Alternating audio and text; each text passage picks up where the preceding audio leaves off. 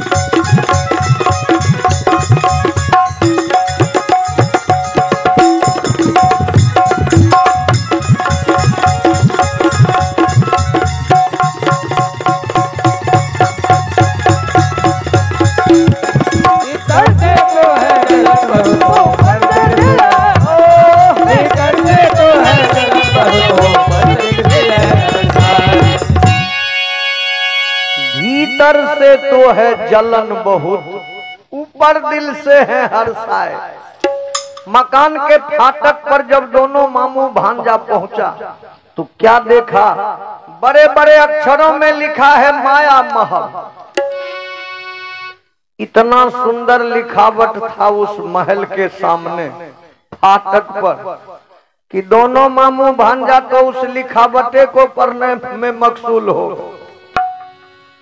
शकुनी कहा है दुर्योधन, इतना सुंदर मकान धर्मराज कैसे बना लिया?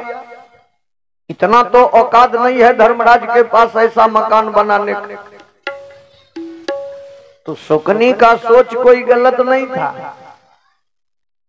धर्मराज को सचमुच उतना शक्ति नहीं था ऐसा मकान बनाने की। तो कहेंगे धर्मराज को ये मकान मिला कहां से? तो इसका भी रहस्य मैं 2 मिनट में आप लोग को बता देता हूं। एक दिन भगवान श्री कृष्ण और अर्जुन रथ पर बैठ के घूमने निकले। तो भगवान रथ हाँक रहे थे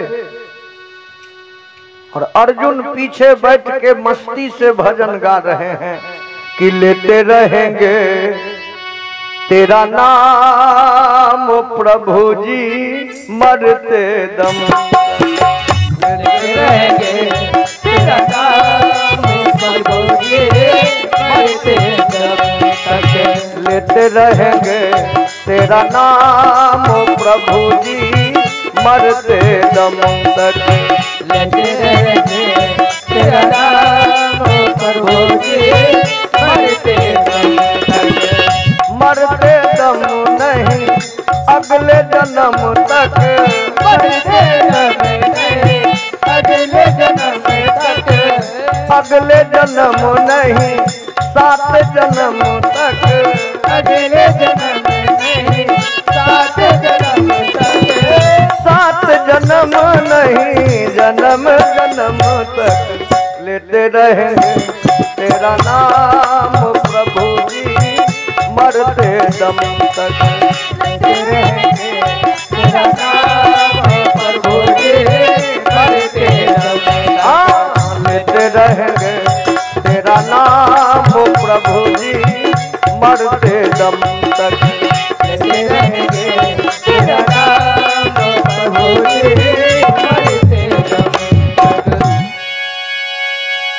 दोनों जो घूमते चले जा रहे थे तो क्या देखे भगवान की एक जंगल में बड़ा भीषण आग पकड़ ली, और आग का लपेटा इतना तेजी से बढ़ रही है कि करोड़ के करोड़ जीव उसमें झुलस के मर रहे हैं। भगवान वहीं घोड़े की लगाम को खींच ली और कहा, हे अर्जुन, अगर इस अग्नि को शांत नहीं किया गया तो कितने जीव इसमें झुलस के मर जाएंगे। अर्जुन, जल्दी अग्नि को शांत करो अर्जुन। अर्जुन कहा, मालिक, इतनी बड़ी भीषण कांड अग्नि को मैं कैसे शांत कर सकता हूं। भगवान कहा, ये मेरा आदेश है अर्जुन, जल्दी अग्नि को शांत करो।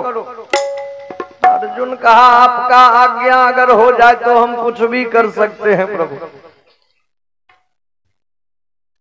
देखिए, ये है अंबेडकर मेडिकल, बागवन, प्रोप्राइटर कैलाश सदा जी। अंबेडकर मेडिकल बागवन प्रोप्राइटर है कैलाश सदा जी। इनके ओर से 100 रुपए का पुरस्कार प्राप्त हुआ है हमें। बहुत बहुत हार्दिक अभिनंदन हमारे ओर से कैलाश जी को। सारे परिवार को प्रभु सुखी जीवन दे, सानंद मंगलमय जीवन हो, ये मंगल कामना हम करते हैं उनके लिए। और आगे बता रहे हैं कि अर्जुन कहा कि आपका आज्ञा हो तो मैं कुछ भी कर सकता हूं प्रभु। तुरंत क्या किया अर्जुन, अपने तरकस से एक बाण निकाला और गांडी पर चढ़ा के कानों तक खींच के मार दिया धरती में उस बाण को। अब धरती में जो बाण को मारे, इतना पानी छूटा, इतना पानी छूटा उस बाण के सहारे कि तुरंत अग्नि शांत हो गए। अब अग्नि जब शांत हुई तो उस जंगल से एक राक्षस निकला, बड़ा ही भयानक, बड़ा ही विशाल राक्षस, मैदानव नाम का राक्षस निकला उस जंगल से और आके भगवान कृष्ण और अर्जुन के आगे दोनों हाथ जोड़ के वो खड़ा हो और कहा, हे मालिक, आप बड़े दयालु हैं, आज आप इस आग को बुझा के अग्नि को शांत करके अनेकों जीव पर आपने दया किया है मालिक। आपने आज मानवता का परिचय दिए, तो इसके बदले हम आपका कुछ सेवा करना चाहते हैं मालिक। हमारे लायक अगर कोई सेवा हो तो आप मालिक आज्ञा कीजिए, मैं आपका सेवा करूंगा। अर्जुन कहा, रे जो अपना प्राण नहीं बचा सकता है दूसरे का क्या मदद करेगा। भगवान कृष्ण अर्जुन का हाथ पकड़ के खींच ली और कहा, हे अर्जुन, इस तरह से किसी के मुख पर हटा के जवाब नहीं देना चाहिए। जिस राक्षस को तू साधारण समझ रहे हो अर्जुन, ये कोई साधारण राक्षस नहीं है, ये मकान बनाने का इंजीनियर है। महल बनाने में महाप्रवीण है ये, और तुमको रहने के लिए घरे नहीं है। तो जब ये तेरा सेवा करना चाह रहा है तो क्यों ना अपने लिए 2-4 मकान इससे बनवा लेते हो। अर्जुन कहा मालिक हम तो सचमुच बेघर है। कहा तो जाके कहो ना उससे। अर्जुन आगे बढ़ के कहा है राक्षस, तुम अगर मेरा सेवा करना चाहते हो तो क्या मेरे रहने के लिए एक मकान बना सकते हो तुम? अति प्रसन्न हो गया वो मैदानव राक्षस। कहा मालिक आप अंतर्यामी है क्या? आप कैसे जान गए कि मैं मकान बनाने वाला हूं? दूसरा काम अगर आप हमको कहते न करने को तो हमको कुछ देर सोचना पड़ जाता कि आपका काम कैसे निपटा। लेकिन जिस काम के लिए मैं प्रवीण हूं वही काम आप हमको बोले हैं करने को, तो हम आपके लिए कोई साधारण मकान बना देंगे तो हमको भी शोभा नहीं देगा मालिक। हम आपके लिए ऐसे मकान का निर्माण कर देंगे, ऐसे भवन बना देंगे कि मकान में रहने वाले को छोड़ के दूसरा जो भी मकान में प्रवेश करेंगे उनको हर एक वस्तु उल्टा दिखलाई देगा मालिक। कच्ची जमीन मालूम देगा कि पक्की जमीन है, और पक्की जमीन मालूम देगा कच्ची जमीन है। चबूतरा मालूम पड़ेगा तालाब है, और तालाबे मालूम पड़ेगा कि चबूतरा है। जहां निकलने का गेट हम बनाएंगे दूसरा जाएगा तो उसको लगेगा यहाँ दीवार है, जहां दीवार रहेगा वहीं लगेगा कि यही निकलने का गेट है। तो वही माया महल का निर्माण किया था वो मैदानव राक्षस। बोलिए वृंदावन बिहारी लाल की जय। जिसके फाटक पर दोनों मामू भांजा लिखावट को पढ़ रहे हैं, तो ये दोनों तो लिखावटें पढ़ने में रह गए। तब तक भीम 10 कदम आगे बढ़ गए और कहा भीम ने झट तभी देख चबूतरा आए।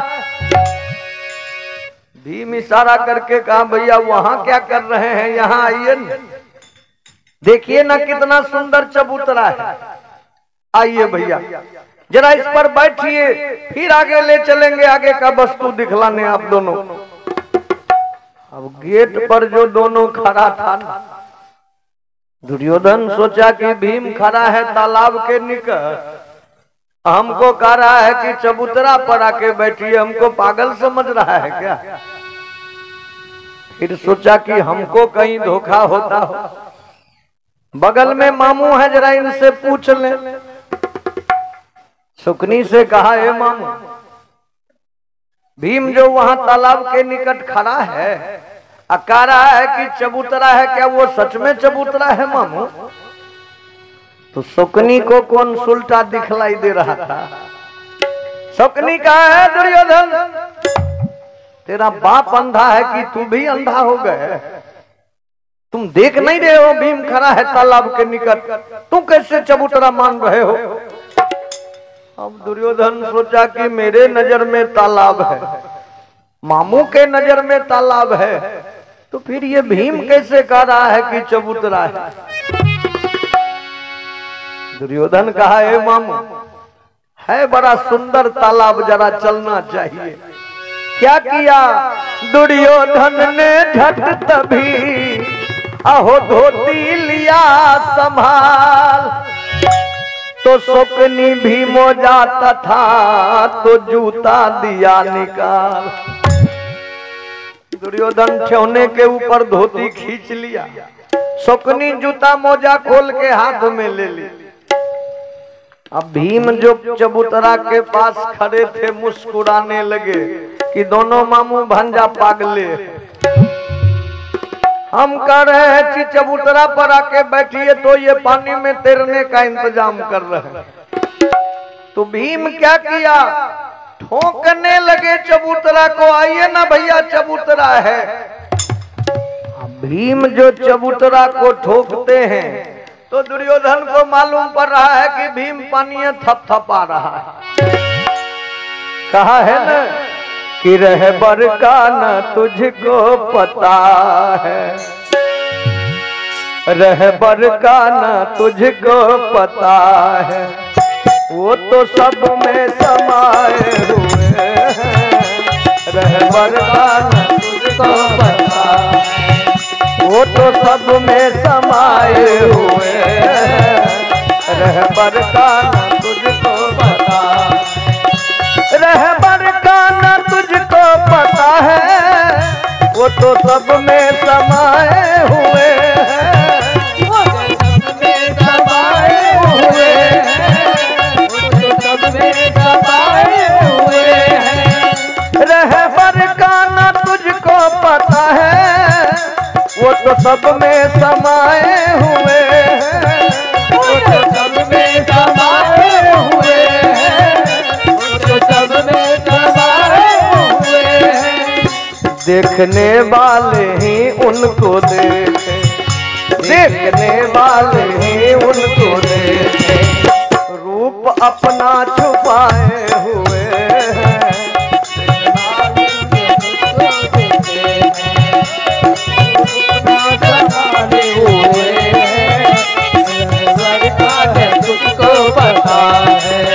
वो तो सब में समाये हुए हैं। तुझको पता है, वो तो सब में समाये हुए हैं।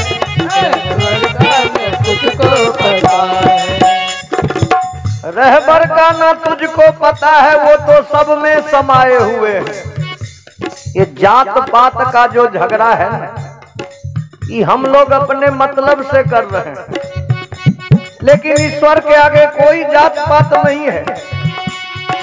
अल्लाह के सामने, भगवान के सामने कोई ऊंच नीच का भावना नहीं है। कहेंगे कैसे? तो मैं प्रमाण दे रहा हूं। मैं कहूं राम, मैं कहूं राम तू रहमान बोले, मैं महादेव कहूं तू मोहम्मद। मैं महादेव कहूं तू मोहम्मद, मैं महादेव कहूं तू मोहम्मद। मैं कहूं राम तू रहमान बोले, मैं महादेव कहूं तू मोहम्मद। मैं महादेव कहूं तू मोहम्मद, मैं महादेव कहूं तू मोहम्मद। इधर काशी अयोध्या विराज, इधर काशी अयोध्या विराज, उधर काबा में आए हुए हैं। इधर काशी अयोध्या विराज,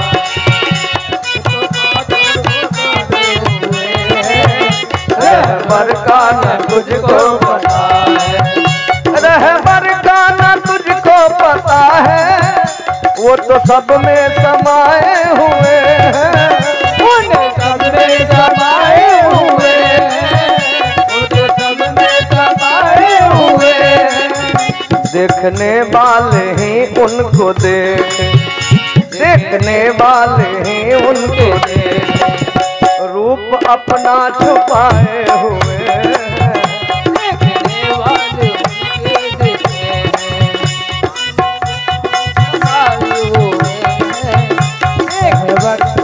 तुझको पता है। देखिए इस भजन पर राम लखन वर्मा जी, इनके ओर से 50 रुपए का पुरस्कार प्राप्त हुआ है हमें। बहुत बहुत हार्दिक अभिनंदन हमारे ओर से वर्मा जी को। सारे परिवार को सुखी जीवन दे प्रभु, ये मंगल कामना करते हुए 2 लाइन और मैं सुनाता हूँ इस भजन को। इधर मंदिर में होती है पूजा, उधर मस्जिद में होती अजा है। उधर मस्जिद में होती अजा है, उधर मस्जिद में होती अजा है। इधर मंदिर में होती है पूजा, उधर मस्जिद में होती अजा है। उधर मस्जिद में होती अजा है, उधर मस्जिद में होती अजा है।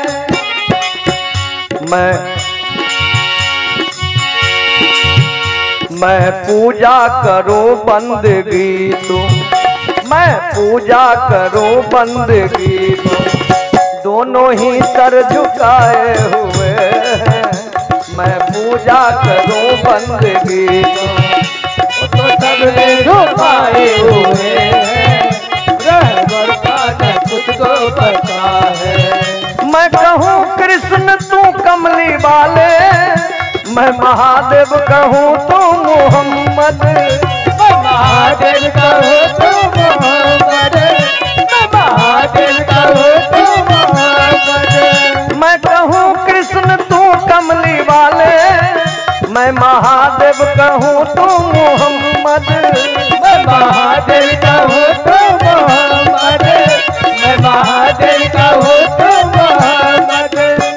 है दो रास्ते बस यहीं के, है दो रास्ते बस यहीं के, दोनों ही सर झुकाए हुए हैं। है दो रास्ते बस यहीं के, दोनों ही सर झुकाए हुए।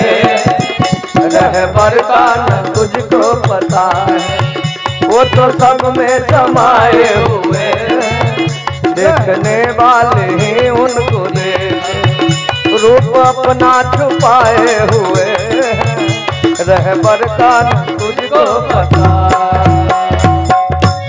बोलिए भक्तवत्सल भगवान की जय।